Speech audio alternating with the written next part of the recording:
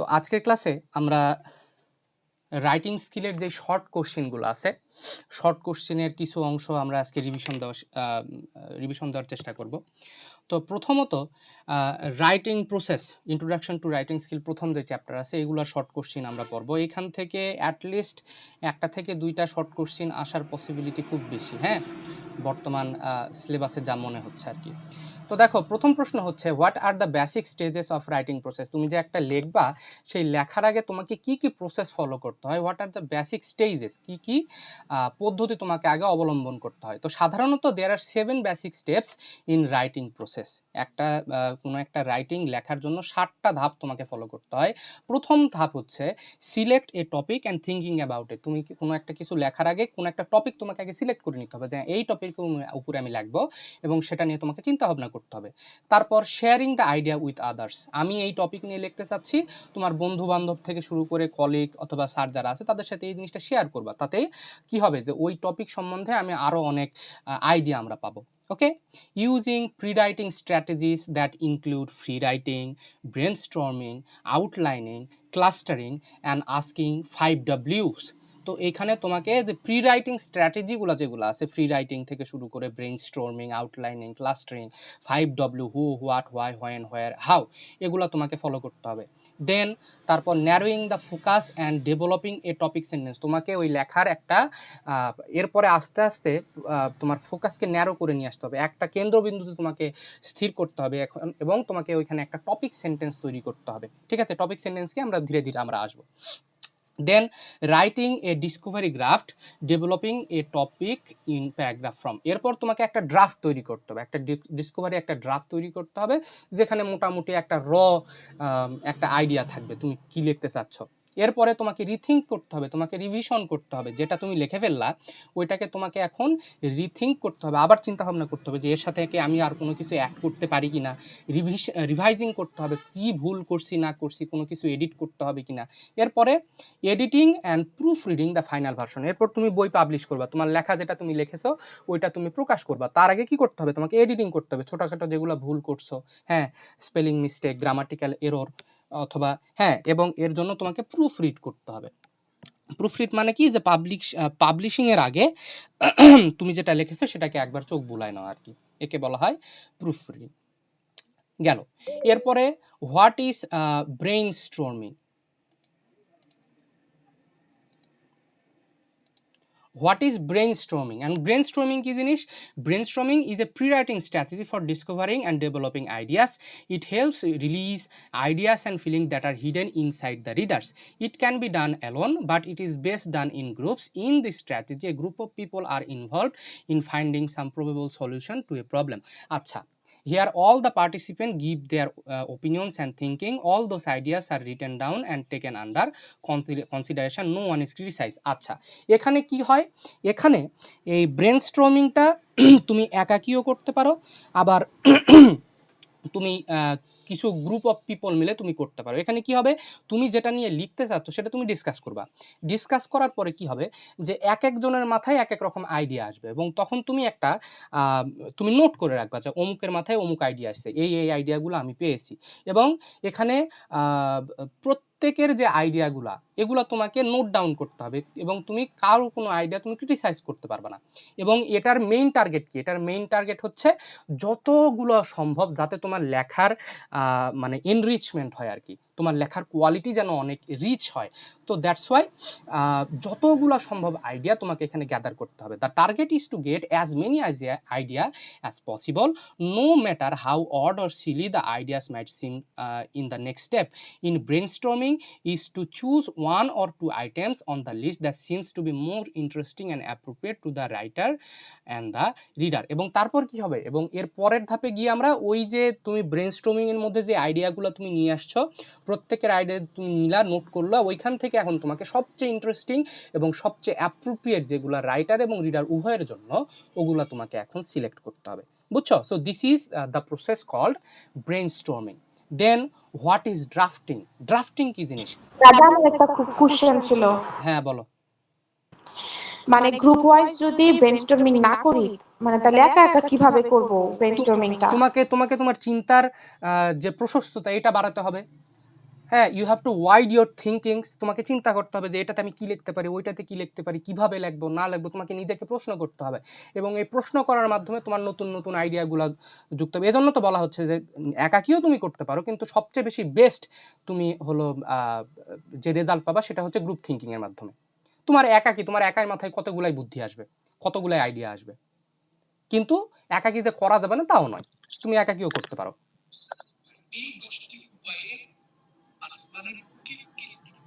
এই মিউট করো। এরপর দেখো দাদা একা কি করলেই ভালো, নাহলে তো ঝগড়া লেগে যাবে, আমার আইডিয়া বেস্ট, আমার আইডিয়া বেস্ট এরকম।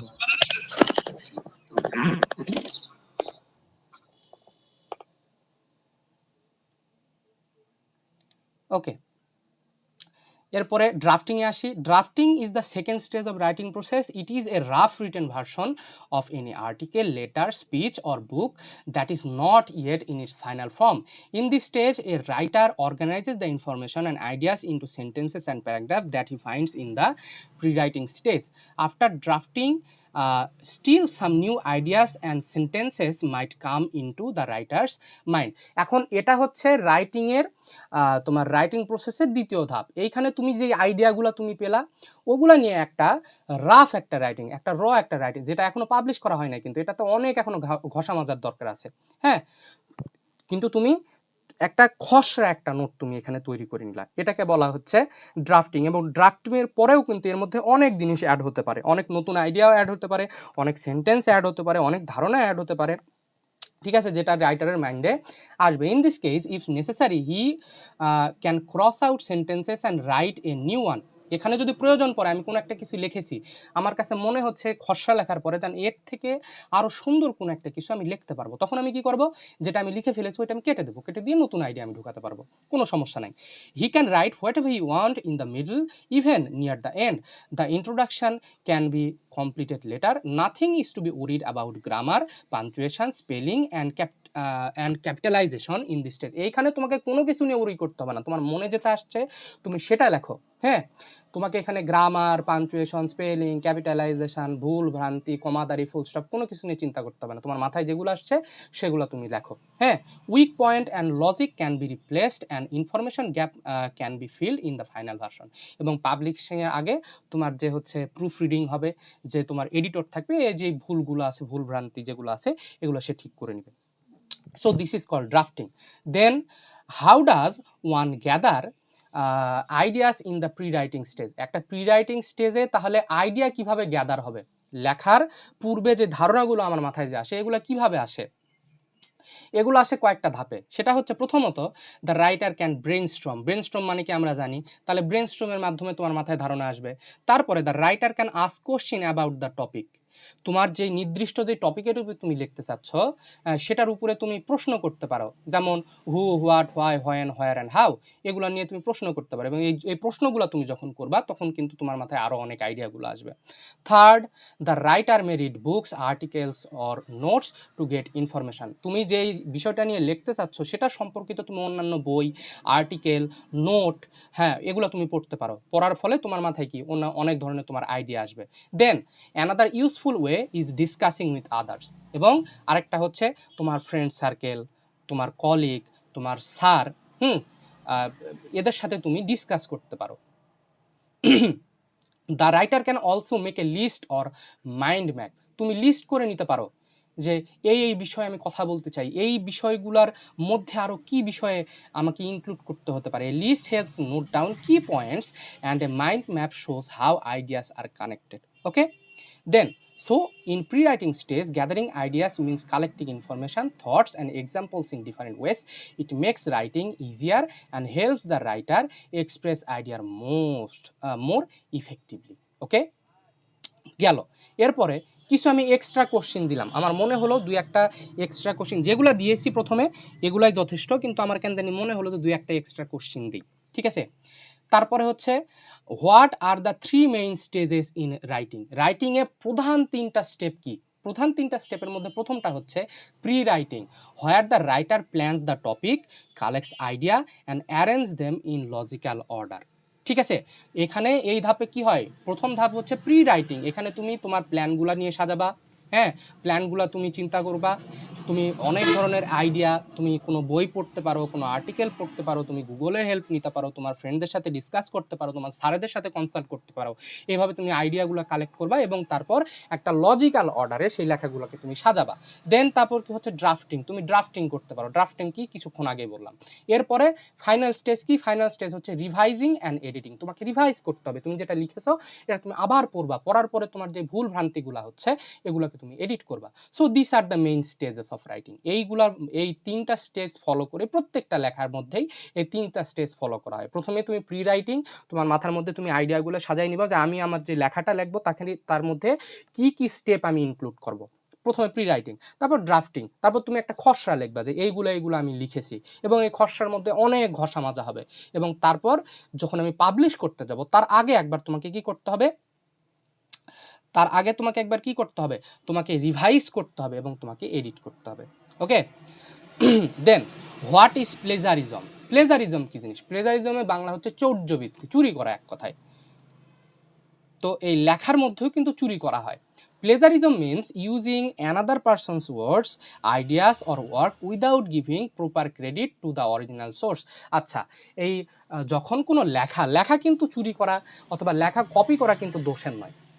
তুমি এটা করতেই পারো, তুমি ইন্সপিরেশান নিতেই পারো, কিন্তু সমস্যা হচ্ছে তুমি ইন্সপিরেশান নিলা কিন্তু প্রপার সোর্সে, মানে যেটা মনে করো আমি একটা জিনিস লিখেছি, আমি এই নোটটা তৈরি করেছি, এখন তুমি আমার এই নোটটা তুমি ইউজ করতে পারো, তুমি আমার স্টুডেন্ট, হ্যাঁ, তুমি আমার কোওয়ার্কার, তুমি আমার নোটগুলো নিতেই পারো, কিন্তু নিবা ভালো কথা, তুমি একটা বইও তৈরি করো, কোনো সমস্যা নাই, কিন্তু ওইখানে আমাকে ক্রেডিট দিতে হবে যে ইন্সপায়ার্ড ফ্রম অথবা ফ্রম দাদা আশিস রয়।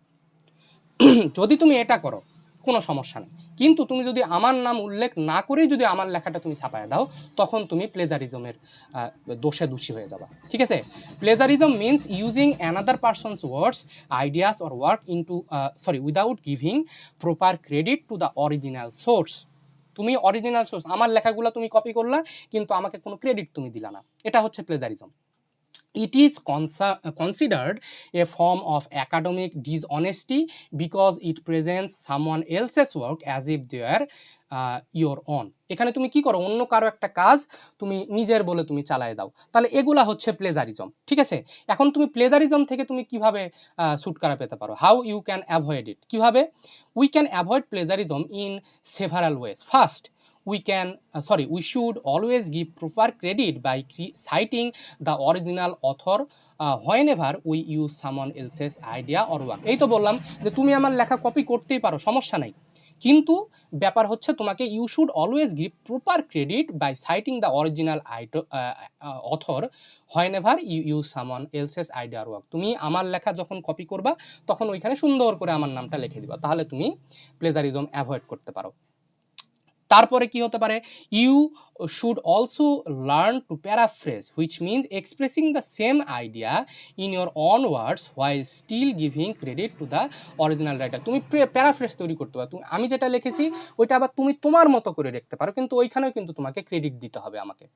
Most importantly, we should develop the habit of writing our own thoughts and checking our work carefully before submitting। এবং সবচেয়ে ভালো হয় কোনটা? আমি আমার নিজের চিন্তাভাবনা, নিজের যেই হচ্ছে মেধাকে খাটিয়ে আমার লেখা লিখবো, এটা হচ্ছে সবচেয়ে ভালো। তাহলে এভাবে আমরা এটাকে বলা হয় প্লেজারিজম, এবং এভাবে আমরা প্লেজারিজম থেকে নিজেদেরকে দূরে রাখতে পারি। Then explain with examples the differences between formal and informal writing. Formal এবং ইনফর্মাল রাইটিংয়ের মধ্যে পার্থক্য কী?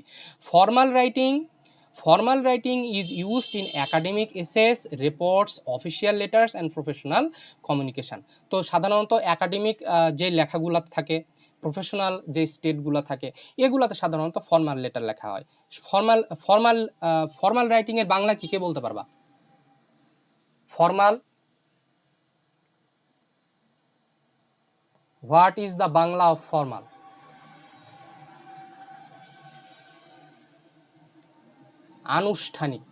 আনুষ্ঠানিক লেখন। ঠিক আছে? In formal writing, contractions such as I am or don't, slang words and casual expressions are usually avoided. এবং formal writing এর মধ্যে এই যে কন্ট্রাকশনগুলো, আই অ্যাম এর পরিবর্তে তুমি অ্যাম লিখলা, ডু নট এর পরিবর্তে তুমি ডোন্ট লিখলা, এগুলা এবং স্ল্যাং ওয়ার্ড এগুলা সাধারণত স্কিপ করা হয়। On the other hand, informal writing is used when communication with friends, family member or people you know well. সাধারণত তোমার বন্ধু বান্ধব, পরিবার পরিজন এবং যাদেরকে তুমি খুব ভালোভাবে চেনো, তাদের সাথে তোমার পার্সোনালি ভালো সম্পর্ক আছে, এদের সাথে তুমি ইনফর্মাল রাইটিংয়ে তুমি কথাবার্তা বলবা। It has a friendly and relax tone and contractions. আচ্ছা, এখানে তুমি কন্ট্রাকশন ইউজ করতে পারবা, ফ্রেন্ডলি টোন ব্যবহার করতে পারবা, সিম্পল ওয়ার্ড ব্যবহার করতে পারবা। যেরকম যদি ফর্মাল কোনো একটা লেখা এরকম হয়, I am writing to inform you that I will be absent from class tomorrow due to illness. এটা হলো ফর্মাল রাইটিং। এটাকে ইনফর্মালে কেমনে লিখবা? Hi, I can't come to class tomorrow because I am sick. এটা হচ্ছে ইনফর্মাল। ওকে, তো আশা করি আমরা বুঝতে পেরেছি। এরপর আমরা আসি, এই কটা পড়লে এনাফ। দেন আমরা আসি যে ডিফাইন প্যারাগ্রাফ। প্যারাগ্রাফ এখন কি জিনিস, খায় নাকি মাথায় দেয়? দেখো, paragraph, a paragraph is a piece of writing. Usually it consists of a group of sentences dealing with a single theme. এটা হলো এক ধরনের লেখা যেখানে একটা সিঙ্গেল থিমের উপর, কোনো একটা ধারণার উপর পুরাটা লেখা হয়। It is unified and coherent piece of prose. It can be an independent piece of writing or a particular topic or a part of a bigger composition. তাহলে প্যারাগ্রাফ হতে পারে কোনো একটা ইন্ডিপেন্ডেন্ট রাইটিং, যে কোনো একটা টপিকের উপর একটাই হলো একটা প্যারা, অথবা কোনো একটা বিগার কম্পোজিশনের তো অনেক প্যারা হয়, তাই না? একটা কম্পোজিশন লিখতে গেলে ওইটার মধ্যে প্রায় 4-5টা 6টার মতো তোমার ভাগ থাকে, ওই প্রত্যেকটা ভাগকে এক একটা প্যারা বলা হয় এবং ওই এক একটা প্যারা এক একটা মেইন থিমের উপর তোমার লেখা হয়। যেরকম যদি বলা হয় যে তোমার use and misuse of mobile phone, এখানে কিন্তু অনেকগুলা প্যারা হবে। একটা প্যারাতে দেখা যাচ্ছে যে ইউজের উপর লেখা আছে, আরেকটা প্যারাটা লেখা আছে হলো অ্যাবিউজের উপরে।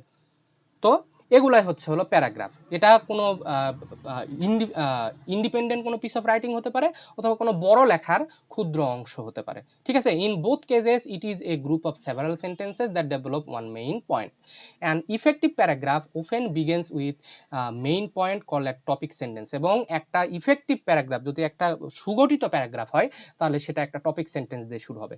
All the sentences in a paragraph must be about the same subject to have unity. এবং ওই প্যারাগ্রাফের প্রত্যেকটা সেন্টেন্স একটা মেইন টপিকের উপর ডিল করে লেখা হবে, ঠিক আছে? It is noted that a paragraph should have a systemic beginning, middle and end. এবং একটা প্যারাগ্রাফের সিস্টেমিক একটা বিগিনিং থাকবে, মিডল থাকবে এবং এন্ড থাকবে। আচ্ছা, এটা আমরা বুঝতে পেরেছি। এরপর দেখো, what are the essential parts of a paragraph. একটা প্যারাগ্রাফের কি কি পার্ট থাকবে? একটা প্যারাগ্রাফের সাধারণত প্রথমে থাকবে একটা ইন্ট্রোডিউসার মানে হচ্ছে introduction or beginning or topic sentence, এটাকে বলা হয় হচ্ছে ইন্ট্রোডিউসার। দেন ডেভেলপার কি জিনিস? ডেভেলপার হচ্ছে তুমি ওই তোমার প্যারাগ্রাফের মধ্যে তুমি ওইটাকে এনরিচ করার জন্য ওইটার বডি অথবা মিডলে তুমি যে সেন্টেন্সগুলো লেখো এগুলোকে বলা হয় ডেভেলপার্স। দেন টার্মিনেটর কি জিনিস? যেখানে তোমার কনক্লিউশন অথবা এন্ড তুমি যে করবা, সেখানে যে লেখাগুলো তুমি লিখবা তাকে বলা হবে টার্মিনেটর। দেন তাহলে একটা হচ্ছে ইসেনশিয়াল একটা প্যারাগ্রাফের মধ্যে কয়টা অংশ থাকবে? ইসেনশিয়াল একটা প্যারাগ্রাফের মধ্যে 3টা অংশ থাকবে, ইন্ট্রোডিউসার থাকবে, ডেভেলপার থাকবে এবং টার্মিনেটর থাকবে।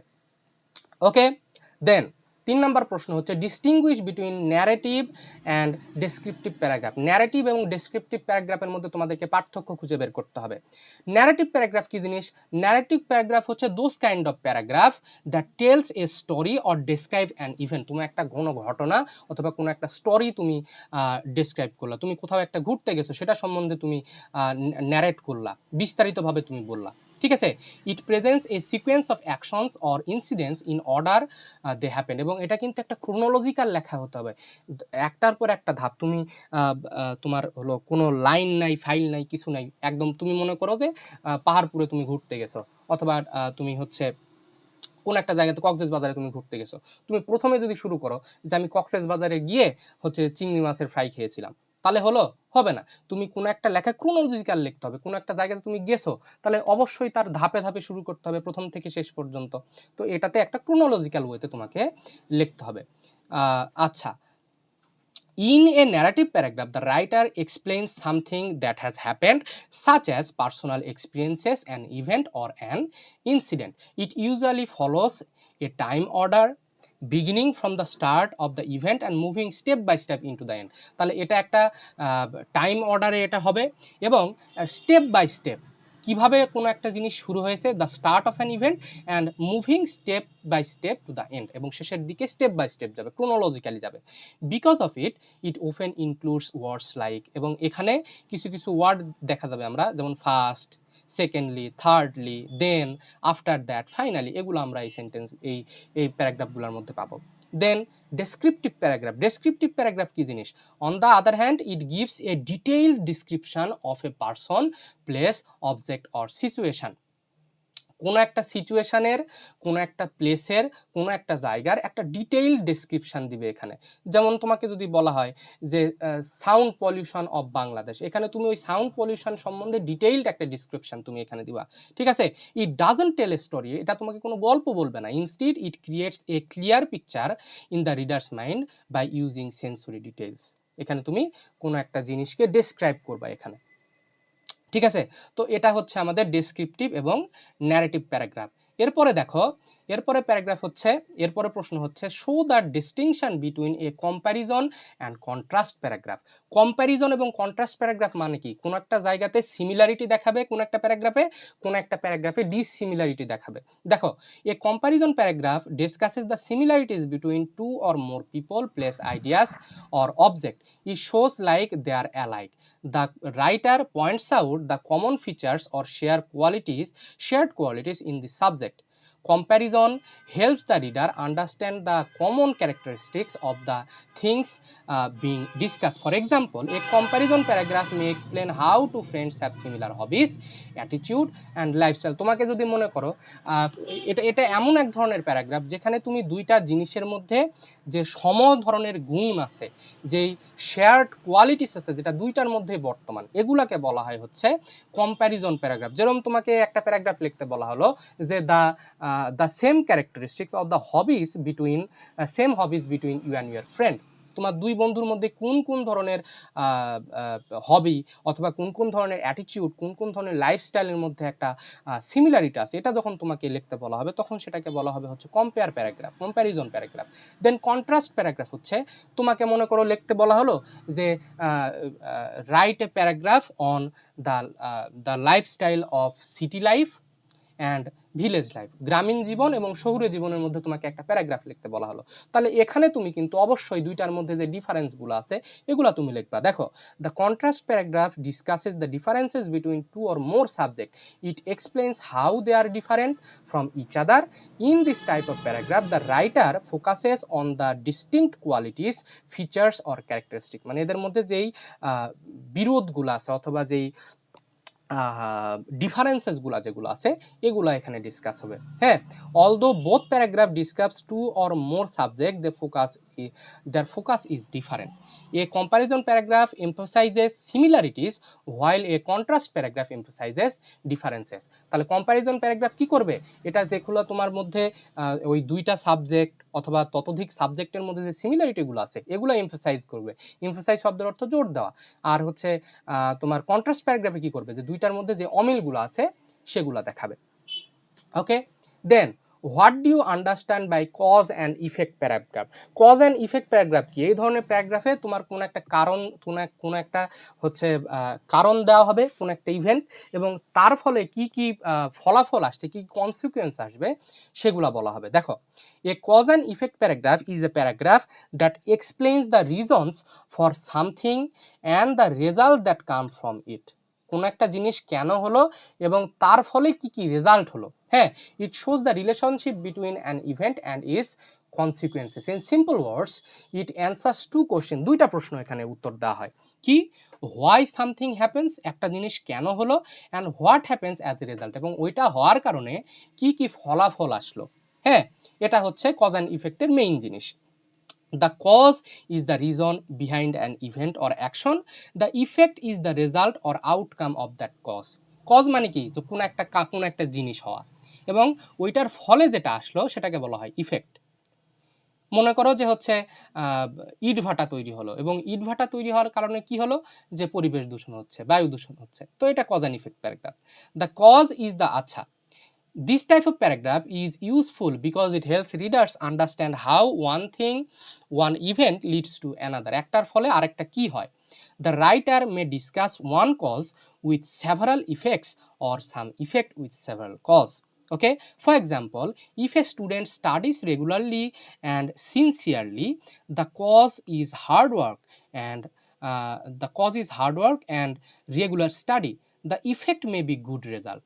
হ্যাঁ, এটার কারণ কি, মানুষ তোমার প্রচণ্ড পরিমাণ পরিশ্রম দিয়ে তোমরা পড়াশোনা করো, এবং এর ইফেক্ট কি এসে দাঁড়ায়, এর ইফেক্ট এসে দাঁড়ায় হচ্ছে একটা ভালো রেজাল্ট, তুমি বেটারলি তুমি আন্ডারস্ট্যান্ডিং করতে পারো, তুমি একটা ভালো চাকরি পাচ্ছ, তুমি পরীক্ষাতে ভালো রেজাল্ট করছো, এগুলা হচ্ছে ইফেক্ট। ঠিক আছে, similarly environment pollution may be the cause and the health problems may be the effect. Okay, তো আশা করেছি আমরা এখানে বুঝতে পেরেছি। এরপর আমরা দেখি যে what are the differences between paragraph and ইসে। প্যারাগ্রাফ এবং ইসের মধ্যে কি কি পার্থক্য আছে। A paragraph is a group of related sentences that develop one main idea. It is usually a short and focuses on a single topic. আমরা তো প্যারাগ্রাফ সম্বন্ধে আগেই পড়েছি। ঠিক আছে, a paragraph has 3 main parts. একটা প্যারাগ্রাফের 3টা মেইন পার্ট আছে। কি কি? A topic sentence, supporting sentences and concluding sentences. The topic sentences introduces the main idea, the supporting sentences explains it, and the concluding sentence ends it. এভাবে একটা paragraph গঠিত হয় আর কি। তারপর ইসে কি জিনিস? অ্যান্ড ইসে is a longer piece of writing that contains several paragraphs. এবং একটা এসের মধ্যে তোমরা যে রচনা লেখো, রচনার মধ্যে একটা প্যারাগ্রাফ, একটা ভালো কথা, যখন তুমি পরীক্ষায় যদি প্যারাগ্রাফে অ্যান্সার করতে চাও, প্যারাগ্রাফের মধ্যে কিন্তু তুমি একাধিক প্যারা তৈরি করতে পারবা না, কিন্তু যখন একটা কম্পোজিশন লিখবা, কম্পোজিশনের মধ্যে একাধিক প্যারা তুমি তৈরি করতে পারো, 5 থেকে 7টা প্যারা তুমি তৈরি করতে পারো। ঠিক আছে, it discusses a topic in greater details and covers different aspects of the subject. An essay has 3 major parts. একটা এসের কিন্তু 3টা পার্ট আছে, introduction, body and conclusion. The introduction presents the topic, the body discusses the main ideas in separate paragraphs, and the conclusion summarizes the discussion. ঠিক আছে, there are several differences between a paragraph and an essay. কি সেগুলা? এ paragraph discusses only one central idea. এবং একটা paragraph কিন্তু শুধুমাত্র একটা topic নিয়েই কথা বলবে। ঠিক আছে, শুধুমাত্র একটা টপিক নিয়ে কথা বলবে, কিন্তু সেখানেই একটা যদি ইসে হয়, সে একটা টপিককে বিভিন্নভাবে বিভিন্ন সাব টপিকে ভাগ করে সে কথা বলবে। ঠিক আছে, দেখো, a paragraph discusses only one central idea, but an essay discusses a broad topic with many ideas. 1 minute.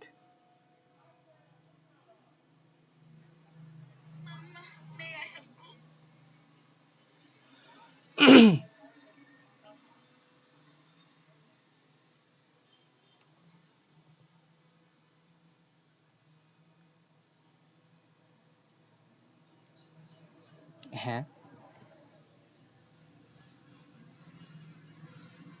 আচ্ছা ঠিক আছে, ওদের সাথে 3:30 4টার দিকে দেখা হবে। আচ্ছা ঠিক আছে, আমি ক্লাসে আছি তো, পরে কথা বলছি। ওকে। But an essay discusses a broad topic with many ideas.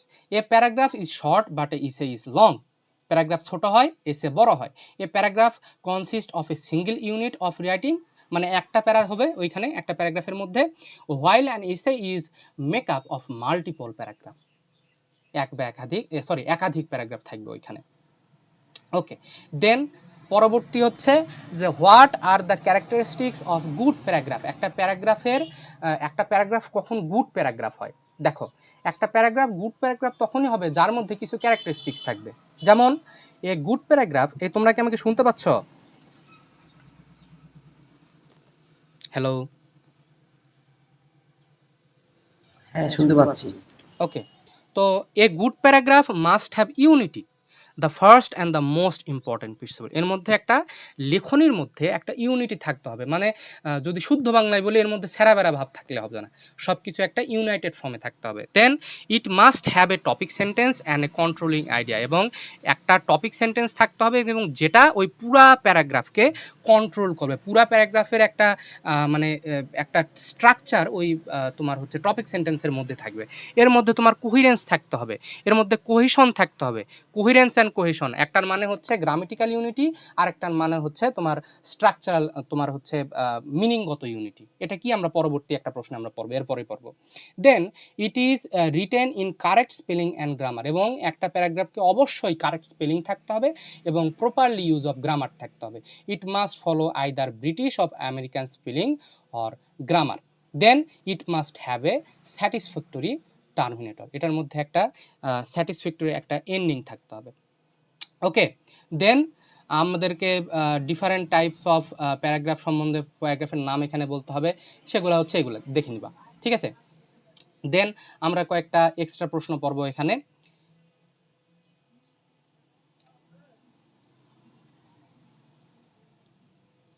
What are the differences between cohesion and coherence? Cohesion এবং কোহেরেন্সের মধ্যে পার্থক্য কি? আগে কোহেশন আমরা বুঝি। Cohesion refers to the grammatical and lexical connection between sentences and words in a paragraph. It helps the sentences flow smoothly from one to another. A writer creates cohesion by using linking words such as and, but, however, therefore, because and moreover, as well as pronouns, repetition of keywords and synonyms. These cohesive devices make the paragraph easy to read and follow. Okay, so cohesion কি জিনিস? cohesion হচ্ছে একটা লেখার মধ্যে specially যে সকল grammatical যে দিকগুলো আছে এগুলাকে তোমাকে ক্যারেক্টিফাই করা, এগুলাকে বলা হয় হচ্ছে তোমার cohesion. 1 minute.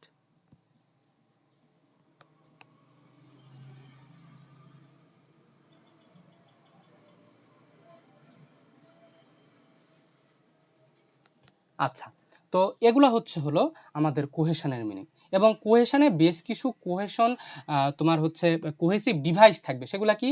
And, but, however, therefore, because, moreover, বিভিন্ন রকম প্রোনাউন, বিভিন্ন রিপিটেশন অফ কি ওয়ার্ডস অথবা সিনোনিম, এগুলা সবগুলা মিলে একটা কোহেশন তৈরি করে একটা সেন্টেন্সের। তাহলে এক কথায় কোহেশন কি জিনিস?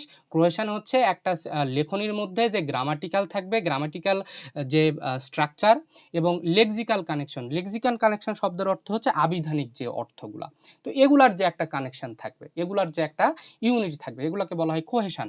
এবং কোহেরেন্স কি জিনিস? কোহেরেন্স হচ্ছে তোমার লজিক্যাল অর্গানাইজেশন অফ ওয়ার্ড। এই যে তুমি একটা প্যারাগ্রাফ লিখলা যে আমি কক্সবাজার ঘুরতে যাব, প্রথমেই তুমি দিয়ে দিলা হচ্ছে আমি কক্সবাজার ঘুরতে গিয়ে একটা জুতা কিনেছি, আমি কক্সবাজার ঘুরতে গিয়ে একটা ক্যাপ কিনেছি। এটা হলো? এটা কোহেশন হলো? হলো না, কারণ এখানে তুমি লজিক্যাল তুমি সেটিং এখানে তৈরি করতে পারলা না। সো এগুলো, এটা হচ্ছে কোহেরেন্স, ঠিক আছে। On the other hand coherence refers to the logical organization of words. It means that all the sentences are connected one main idea and are arranged in clear and meaningful order, ঠিক আছে। তো এগুলাকে বলা হচ্ছে coherence. In simple words, cohesion connects the sentences and coherent connects the ideas. হ্যাঁ, cohesion connect করবে কাকে? সেন্টেন্সগুলোকে। এবং সেন্টেন্সগুলো কীভাবে কানেক্ট করবে? গ্রামাটিক্যাল দিকগুলো দেখে, হ্যাঁ, গ্রামাটিক্যাল দিকগুলো দেখে এবং লেক্সিক্যাল দিকগুলো দেখে। এবং কোহেরেন্স কী করবে?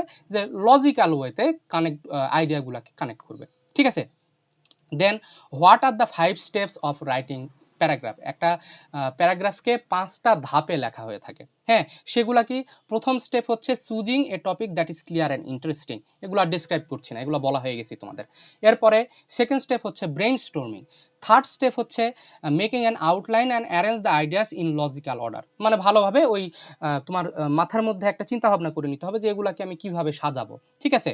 ফোর্থ স্টেপ হচ্ছে writing the first draft by starting topic sentence, adding supporting ideas and ending with concluding sentences. এক কথায় ওই যে তুমি ড্রাফট যেটা তৈরি করো, ড্রাফটের কথা বলা হচ্ছে। এবং লাস্ট অফ অল কী করতে হবে? তোমাকে রিভাইজ করতে হবে এবং এডিটিং করতে হবে। ওকে, দেন এরপরের প্রশ্ন হচ্ছে what is an example paragraph. Example paragraph কি জিনিস? Example paragraph is a paragraph that explains a main idea by giving one or more examples. It begins with a topic sentence and introduces the main idea. The following sentences provide examples or facts to support the idea. এখানে example প্যারাগ্রাফে তোমার হচ্ছে বিভিন্ন এক্সাম্পলের মাধ্যমে তোমাকে বোঝানো হয়ে থাকে। হ্যাঁ, the following sentences provide examples or fact two support the main idea, making it easier for reader to understand. Finally, the paragraph ends with concluding sentence that summarizes the main point. For example, দেখো আমরা clear হয়ে যাব।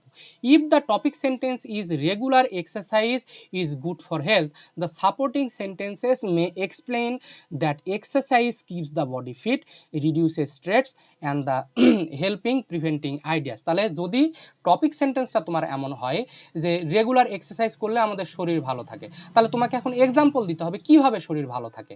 হ্যাঁ, তোমাকে দিতে হবে the supporting sentence may explain that exercise keeps the body fit, reduces stress and helps preventing ideas. These examples make the main idea stronger and more convincing.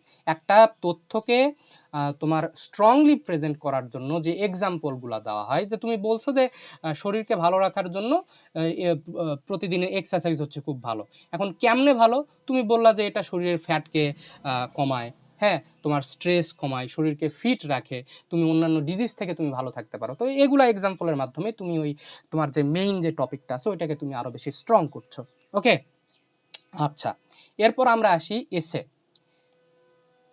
আচ্ছা, এইটা প্রশ্নটা আগে পড়ি। দেখো, হোয়াট ইজ অ্যান এসে? এসে কি জিনিস? আমরা এসে কিন্তু এর এর আগেরটাতে আমরা পড়লামই, এসে এবং প্যারাগ্রাফের মধ্যে ডিফারেন্স আমরা পড়ে ফেলেছি, তারপরে একবার পড়ি। An essay is a short piece of writing on a particular subject. It is usually a short non fictional pros composition. It is a paper of about 500 words that typically consist of an introductory paragraph or 2 or 4 supporting paragraphs and a concluding paragraph. তো এটাতে কি থাকবে? এটাতে সাধারণত 500 ওয়ার্ডের মতো থাকবে এবং তার মধ্যে তোমার ইন্ট্রোডাক্টরি প্যারাগ্রাফ থাকবে, এরপরে বডি থাকবে, বডির মধ্যে 4-5টার মতো প্যারা থাকবে এবং একটা কনক্লুডিং প্যারাগ্রাফ থাকবে। তো এটা হচ্ছে আমাদের এসে, এটা ডিসক্রাইব করলাম না, পড়ে ফেলছি আমরা। এরপর আমরা আসি পরবর্তী প্রশ্নে, যে হাউ ইজ অ্যান এক্সপোজিটরি ইসে ডিফারেন্ট ফ্রম ন্যারেটিভ ইসে। এক্সপোজিটরি এবং ন্যারেটিভ ইসের মধ্যে পার্থক্য কি? এক্সপোজিটরি ইসে মানে হচ্ছে যখন কোনো একটা টপিককে তুমি এক্সপ্লেইন করবা। হ্যাঁ, তুমি হচ্ছে এডুকেশান, তুমি পলিউশন, তুমি টেকনোলজি, ইম্পর্টেন্স অফ রিডিং, এগুলো নিয়ে তুমি কথা বলছো, তার মানে কি এগুলো তুমি এক্সপ্লেইন করছো না? So this are the paragraphs calls expository essay. In this type of essay the writer presents facts, ideas and information in clear and organized way. তো এখানে তুমি কোনো টপিকের উপর তুমি তোমার ফ্যাক্ট, তোমার আইডিয়া, তোমার ইনফরমেশন একদম ক্লিয়ারলি তুমি এখানে প্রেজেন্ট করবা। এবং এখানে তোমার কিন্তু সম্পূর্ণ যে the writer does not tell a story or share personal feelings, instead the writer explain the logical topic logically and examples, facts and reason. এখানে তুমি তোমার সম্পূর্ণ তুমি নিজের সত্তাকে এখানে দূরে রাখবা, মানে তুমি যেই কথাগুলো বলবে এখানে তোমার কোনো পার্সোনাল ফিলিং থাকবে না, এখানে সম্পূর্ণ তুমি ফ্যাক্ট এবং রিজন দিয়ে এই টপিকগুলোকে তুমি ডিসকাস করবা। দেন ন্যারেটিভ ইসে কি জিনিস? এখানে তুমি একটা গল্পের বর্ণনা করবা, তুমি কোথাও একটা ঘুরতে গেছো, তোমার মেমোরেবল ডে, তোমার চাইল্ডহুড এক্সপিরিয়েন্স, এগুলো নিয়ে তুমি কথা বলছো। হ্যাঁ, তো a narrative essay on the other hand is written to tell a story or describe an experience. It may be about a real event or imaginary one. In a narrative essay, the writer usually tells what happened in a particular order. তো এখানে কোনো একটা জিনিস কিভাবে ঘটেছিল এই কথাগুলো তুমি বলবা, যেমন তোমার journey by train, memorable day, childhood experience, এগুলো হচ্ছে ন্যারেটিভ, এখানে তুমি বর্ণনা করবা আর কি, এক কথায়। ঠিক আছে? There are some clear differences between these two essays.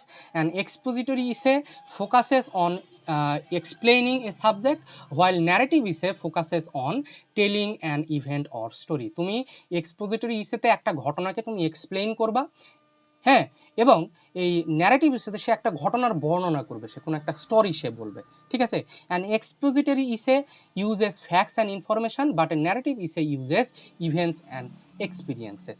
এক্সপোজিটরি ইসেতে তুমি ফ্যাক্ট, ইনফরমেশান, তথ্য, উপাত্ত এগুলো তুমি উপস্থাপন করবা, কিন্তু ন্যারেটিভ ইসেতে কী হবে? ন্যারেটিভ ইসে তুমি বিভিন্ন ঘটনা, তোমার যে এক্সপিরিয়েন্স এগুলোকে তুমি বর্ণনা করবা।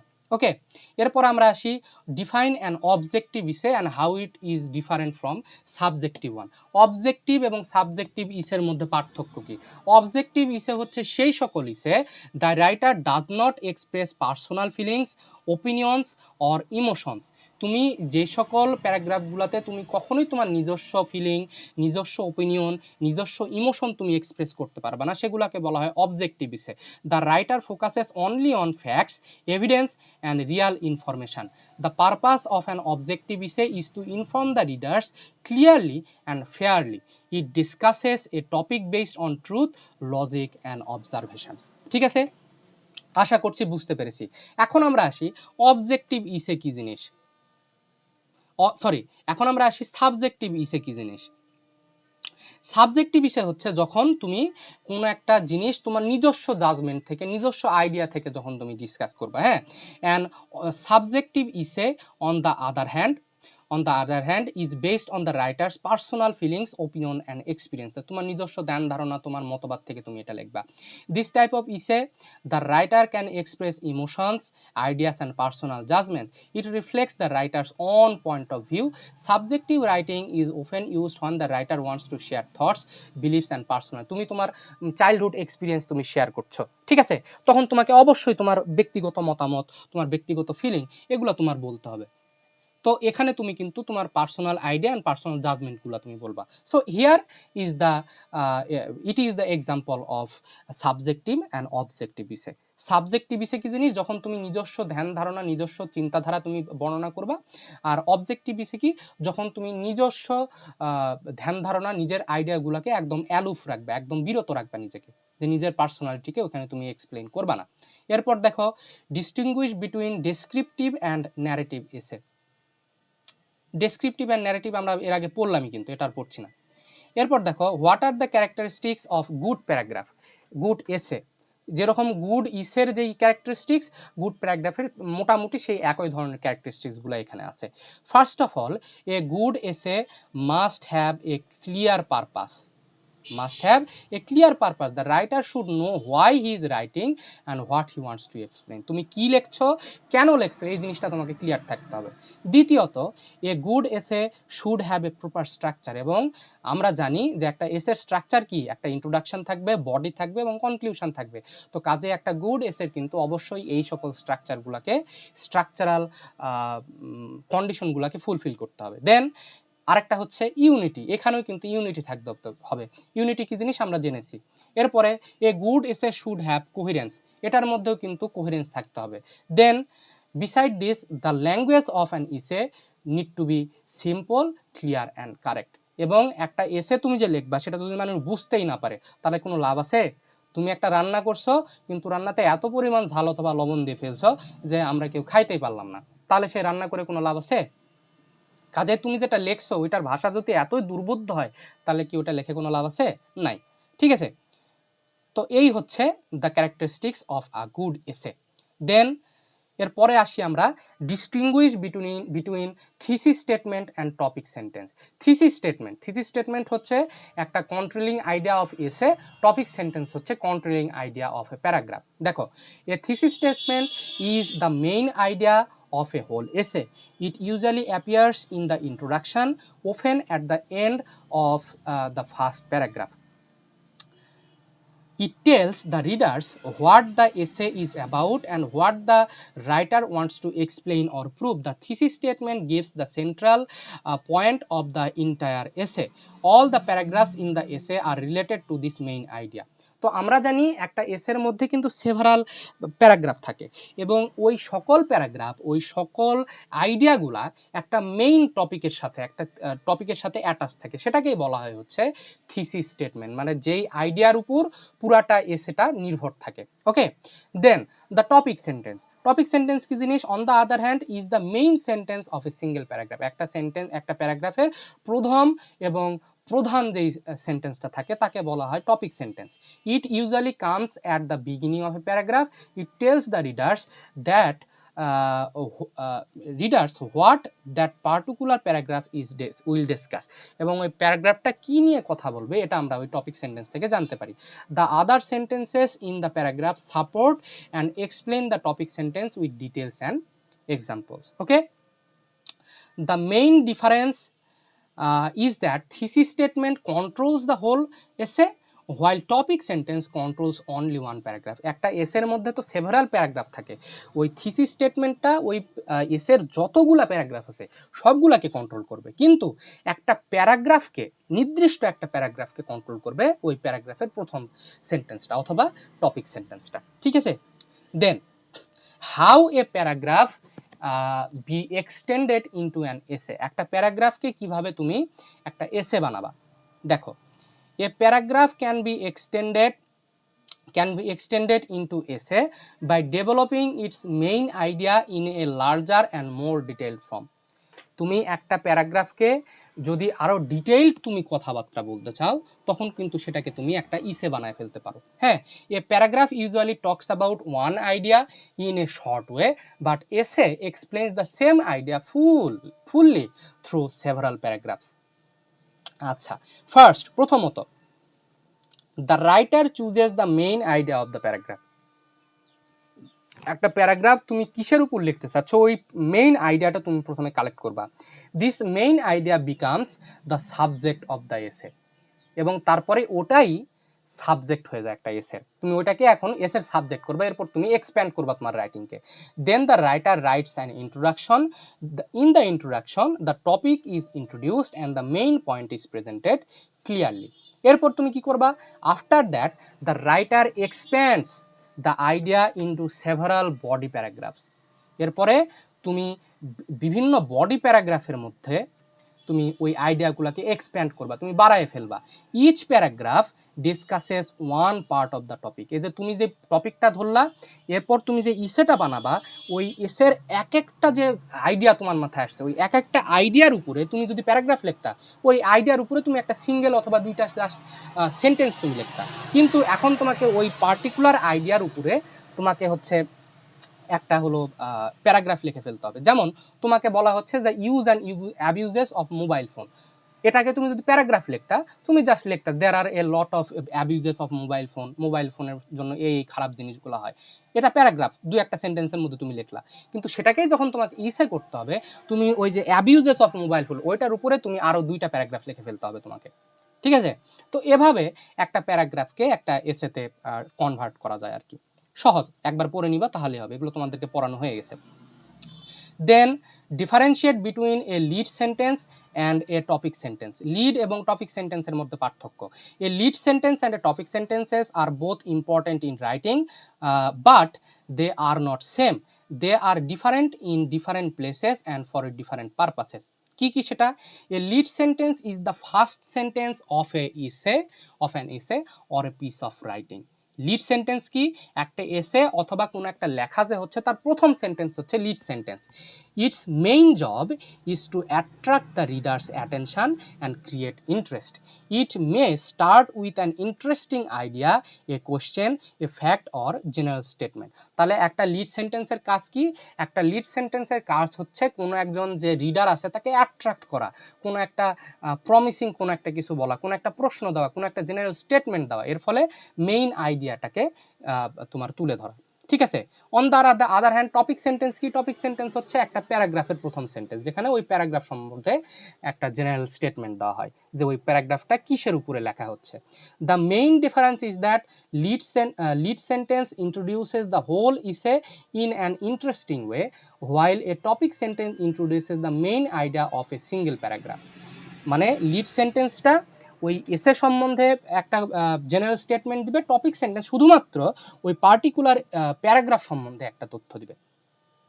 An essay usually has one lead sentence, but it has many topic sentences, but because it has many paragraph, একটা পুরো একটা এসের একটাই মাত্র লিড সেন্টেন্স থাকবে, কিন্তু তার মধ্যে কিন্তু একাধিক টপিক সেন্টেন্স থাকতে পারে, কারণ তার মধ্যে অনেক ভাগ আছে, অনেক একটা ইসের মধ্যে তুমি অনেক টপিক নিয়ে তোমাকে কথা বলতে হয়। তো কাজেই এক একটা টপিকের জন্য এক একটা প্যারাগ্রাফ এবং এক একটা প্যারাগ্রাফের জন্য এক একটা টপিক সেন্টেন্স। ঠিক আছে? দেন আর দুইটা প্রশ্ন আছে, give a brief description or description of the 3 basic parts of an ইসে। একটা ইসের কি কি বেসিক পার্ট থাকে? বেসিক পার্ট থাকে হলো 3টা। প্রথমত ইন্ট্রোডাকশন, দেন বডি, দেন কনক্লুশন। এগুলো সম্বন্ধে অনেক কথা বলে ফেলছি, হ্যাঁ, এগুলো আর ডিসক্রাইব করলাম না। তাহলে এক কথায় কি কি 3টা পার্ট থাকে? ইন্ট্রোডাকশন থাকবে, বডি থাকবে এবং কনক্লুশন থাকবে। এরপর what is the function of an argumentative essay? Argumentative এসের কাজ কি? The main function of an argumentative essay is to persuade the reader to accept the writer's opinion or point of view on a particular issue. কোনো একটা argumentative ইস্যুতে তুমি যে reader আছো তাকে বাধ্য করা হয় যে তুমি, অথবা তাকে হচ্ছে সম্মত করা হয় তুমি ওই রাইটারের ওপিনিয়ন, ওই রাইটারের যেই পার্সোনাল পয়েন্ট অফ ভিউ, এটাতে তুমি সম্মত হবা। ঠিক আছে? In this type of essay the writer presents a clear argument and supports it with logical reasons, fact, examples and evidence. তাহলে এখানে তুমি একটা কোনো একটা পার্টিকুলার টপিকে রাইটার যে আছে সে লজিক্যাল রিজন দিবে, সে ফ্যাক্ট দিবে, সে এক্সাম্পল দিবে এবং এভিডেন্স দিবে, যার ফলে তোমাকে একটা সিদ্ধান্ত উপনীত হতে হবে। অ্যান আর্গুমেন্টেটিভ ইসে doesn't depend only on personal feelings or opinion, instead it uses reliable information to convince the reader. এবং এখানে শুধুমাত্র তোমার পার্সোনাল ফিলিং কিন্তু তুমি বলবা না, এখানে তোমাকে বিশ্বাসযোগ্য কিছু এভিডেন্স তোমাকে ওইখানে দিতে হবে। It may also mention the opposite viewpoint and explain why the writer's position is stronger. The language should be formal. Language কেমন হবে? তোমার ল্যাঙ্গুয়েজ অবশ্যই ফর্মাল হতে হবে, ক্লিয়ার হতে হবে এবং অবজেক্টিভ হতে হবে। The purpose of an argumentative essay is not to create conflict but to present a well recognized argument that helps the reader understand and accept the writer's point of view. Okay, so আমরা আজকে introduction to writing skill, paragraph এবং এসে, এই 3টা টপিকের যে short প্রশ্নগুলো আছে এগুলো আমরা পড়লাম। সামনের দিন আমরা বাকিগুলো পড়ে শেষ করার চেষ্টা করব। Okay, so thank you for attending the class. তোমাদের সাথে সামনের দিন আরেকটা রিভিশন ক্লাসে দেখা হচ্ছে। Thank you.